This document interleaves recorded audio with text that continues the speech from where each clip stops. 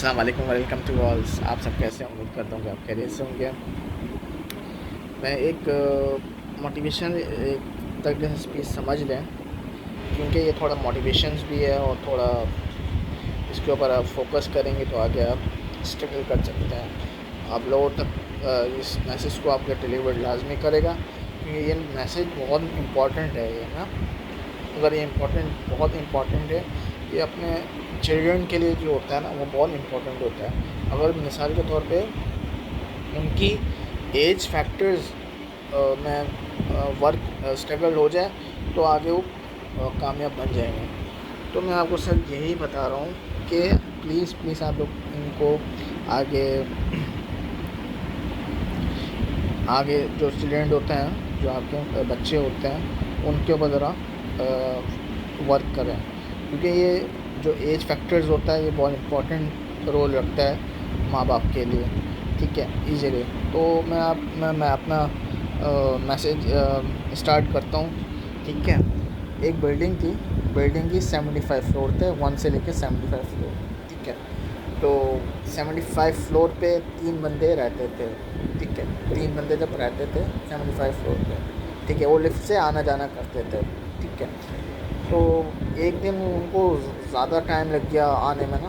तो मैनेज जो भी बिल्डिंग के जो प्रोसेस होता है, वो मैनेजमेंट जो होती है, उनकी जो रिक्वायरमेंट होती है, वो 10-11 बजे वो लिफ्ट बंद कर देते हैं, उसके अलावा नहीं खोलते हैं। कुछ बिल्डिंग्स में होता है, कुछ में नहीं होता, तो ऐसा होता है। ठीक है, लेकिन फिर भी मैं आपको एक एग्जाम्पल के तौर पर मैं समझा रहा हूँ। ये मेरे उस्ताद करम ने सिखाया, सर आबिद हुसैन ने। तो मैं आपको ये मैसेज आपको डिलीवर कर रहा हूँ, क्योंकि आप लोगों तक पहुँचे और आगे आप इसके ऊपर वर्क करें। ठीक है, तो वो एक दिन में क्या बोल रहा, एक दिन में 3 दोस्त को टाइम लग गया, 11 बजे आने लगे। तो फिर वो बिल्डिंग के अंदर एंट्रेंस हुए। तो बिल्डिंग के जब एंट्रेंस हुए तो लिफ्ट सब बंद हुई थी। तो मैनेजमेंट स्टाफ से बात करी, सर बोला सर प्लीज़ खोल दें, लिफ्ट खोल दें। तो उन्होंने लिफ्ट नहीं खोली। उन्होंने बोला सर मैं नहीं खोल सकता, ये रूल्स एंड रेगुलेशन के ख़िलाफ़ होगा, मैं रूल्स एंड रेगुलेशन के ख़िलाफ़ नहीं जाना चाहता, मेरी नौकरी का सवाल है, मैं नौकरी का सवाल है। ठीक है, तो उन्होंने बड़ी सोर्स लगाई, सोर्स का मतलब पैसे दिए, मैनेजमेंट के मैनेजर से बात करी, लेकिन उन्होंने नहीं खोले आखिरकार। तो फिर उन 3 दोस्त ने मशवरा किया कि भाई हम सीढ़ियों से चले जाते हैं। ठीक है, सीढ़ियों से चले जाते हैं। तो उन्होंने बोला ठीक है, यही करना पड़ेगा। तो ये आखिरी मरहला यही था, आखिरी मरहला यही था। तो उन्होंने बोला सही है, ठीक है। तो उन्होंने एक प्लान डिसाइड किया। उन्होंने बोला भाई 1 से लेकर 25 फ्लोर तक मैं एक फ़नी जोक सुनाऊँगा। ठीक है, फिर दूसरे ने बोला भाई मैं 25 से लेके 50 तक फिर मैं एक वाक़या सुनाऊँगा, एक अच्छी बात सुनाऊँगा। 50 फ्लोर से लेके 75 फ्लोर तक। वो तीसरे आदमी ने बोला भाई मैं फिर एक वाक़या सुना दूँ। तो इस तरीके से का टाइम गुजर जाएगा। तो उन्होंने बोला ठीक है भाई, ऐसा कर लेते हैं। तो अब सुने मेरी बात, अब बड़ी इम्पोर्टेंट सवाल है, अब इसके ऊपर फोकस करेगा। तो उन्होंने यही किया, 1 से लेके 25 फ्लोर तक उन्होंने सीढ़ियों पर चढ़ के उन्होंने फिर सुनाए। तो वो फ़नी जोक्स थे, वो टाइम गुजर गया। ठीक है, फ़नी जोक से टाइम गुजर गया। तो वो 25 फ्लोर तक वो पहुंच गया। तो फिर 25 से 50 फ्लोर तक दूसरे बंदे ने सुनाया, दूसरे बंदे ने वाक़या सुनाया। वो थोड़ा बोर किस्म का था। ठीक है, वो टाइम गुजरने में थोड़ा वक्त लग गया। ठीक है, तो आप सुने, अब मेरा वाक़या सुने। तो फिर उन्होंने बोर टाइम था, बोर लगने लग गया। तो फिर उन्होंने 50, फिर तीसरे बंदे ने क्या किया, 50 से लेके 75 फ्लोर तक फिर वाक़या सुनाने लग गया। फिर वाक़या सुनाया तो उसमें भी बोर होने लग गया और टाइम भी ज़्यादा लगा और पहुंचने में टाइम ज़्यादा लगा। जब वो 75 फ्लोर तक वो पहुँचे तो फिर वो जेब के अंदर हाथ डालते हैं, उनके अंदर वो जो जेब के अंदर जब हाथ डालते हैं तो देखते हैं वो चाबी नहीं है। तो वो बोलता है यार, जो तीनों दोस्त होते हैं उनको बोलता है यार चाबी कहाँ गई।